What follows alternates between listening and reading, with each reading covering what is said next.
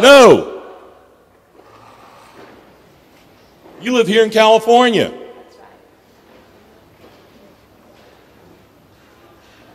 It's time that we wake up and understand who we are. It's time we wake up and use the law as it was intended to be used by our forefathers. Would I like to see D.C. go away? Yeah, I'd like to see it go away, but you know what? We can't win a revolution, folks. It can't be done. And there's no need for us to. That's where everyone else has failed before. They get all excited and they want to call to arms. There's no need for it. There's absolutely no need for it because we have the law on our side.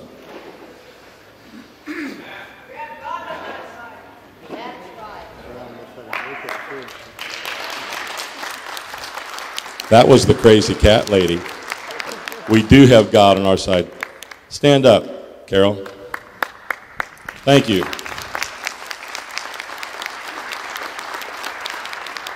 The de facto has built this country, changed this country to where it's country first, corporation second. We're like way down here on the list. And God doesn't exist. What's first? God. What's second? The people. Country. The people. That's good. Where's the corporations at on this list? Way at the bottom. We created the corporations. Or I should say the de facto did. But it was created by people. And it's down at the bottom of the list where it belongs. Just remember, all we got to do is follow the law. And this will work. You want to stand up? You want to make a difference? You don't think you can? We demonstrated a while ago, one person can make that difference. All you got to do is say enough is enough.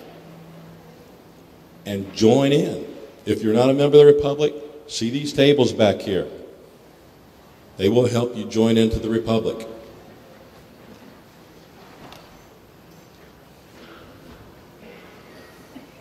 In a moment, we're going to have a little bit of history, a little surprise for you.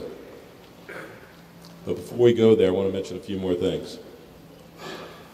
A lot of people talk about, well, what's this de jure thing and de facto thing that you're talking about? We're going to get a great definition of that real quick here in a little bit. You're going to see it.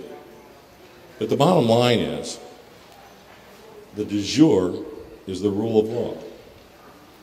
That's what was left behind 150 years ago.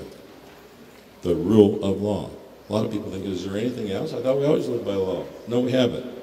We live by the de facto's point of view. What is that? That's the practice. I'm going to give you a real short version. That's a practice of where they can make you believe is law. Give you an example. You go to court. You're before a judge. You have to tell the truth. He don't. Or she don't. But we expect them because of who they are, right? Forget that. You might go in with the Constitution, they're going to throw it back in your face, and then you're all down on your knees, not knowing what to do. And whatever they tell you, you're going to believe it from that point forward. Because we have not become knowledge. We've become ignorant of the law. And you know what? The law is really not that hard. It really, really isn't. We see these law books that are thick and miles and miles and rows and rows. You don't need to read every one of them. You just need to read that portion that pertains to what you're doing. That's all. And many times it's not that much. It really isn't. Learn the law. It's up to us to no longer be ignorant. We're developing a new website. And on that website, we're going to be having information to help you learn that law. And if you have ideas, we welcome those ideas. Bring it forward. After all, this is we the people. This is not the Republic leadership. The Republic leadership is here for you. We were put here by you. We did not wake up one day and say, well, I'm going to be president of this, let's see, what are we going to call this thing? We'll call it the Republic for the United States of America. Never happened that way. It started out more like this. There was a plan to put America on track. And then people said, well, who's going to put this plan in action? Well, Tim Turner happened to be working on that plan quite a bit with some people. And everybody said, well, Tim, why don't you put it in action? He goes, well, I don't have that authority. He stood up and a bunch of people and said, I don't have that authority. And people, what do you mean? He says, I'm not going to self-proclaim. He said, if you folks want me to put this in action, you have to have a vote in every single state republic, and if it's acceptable by them, then I'll do it. Nobody thought we could pull that off, but we did.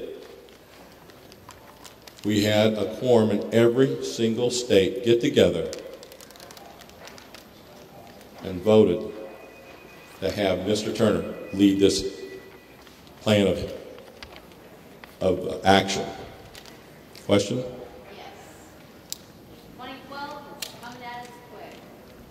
What are we going to do to stop the elitists from telling us who they want to put on the ballot, and when do we, the people, tell the elitists who we want on the ballot as President of the United States? We already got it. Well, the question is, when are we going to repeat that? When are we collectively as the people going to tell the elitists who are deciding who's going to be on the ballot for president? I'm asking you all, how are we going to stop the elitists from telling us who's going to run on a ticket rather than we telling them who's going to be on that ticket? Okay. Can we come together collectively and decide a president, vet that president, make sure he's who we really want, and then tell those elitists, this is who we want? Stop jamming down our throat who you want us to This vote is for? part of the law I was talking about. You, we the people, have that right. And we're doing that. And we already see evidence of that when they elected Tim Turner to move forward with this plan. He did not stand up and say, I'm going to do this.